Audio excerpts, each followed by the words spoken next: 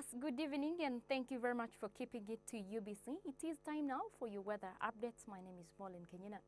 Now, a very high pressure system continues to affect the country's weather today, and that explains the reduction in wet weather conditions across much of the country. Also, the hazy, dry and sunny conditions we have today, mostly across the northern half of the country and several areas within the country. So it looks like we could be dealing with a similar system throughout the week, but the good news is that we'll start to see some rains picking up as we head towards the weekend. Now let's take a look at what we're expecting for tomorrow.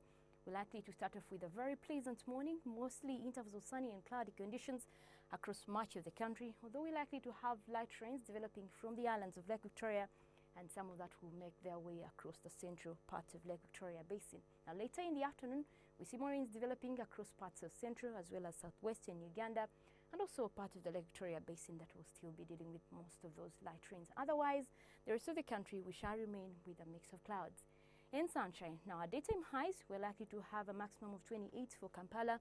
Similar conditions like what we were dealing with today. We'll have a maximum of 29 for Soroti, and still hot weather across the north. We'll have a maximum of 30. In Kabale, you can expect a daytime high of 24 degrees.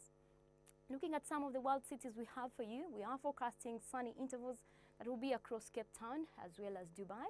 Rainy conditions for Mombasa and still cold weather across New York. Sunny conditions are forecast over there. They will be at 7 degrees and Amsterdam will be at 5. And that wraps up tonight's weather report.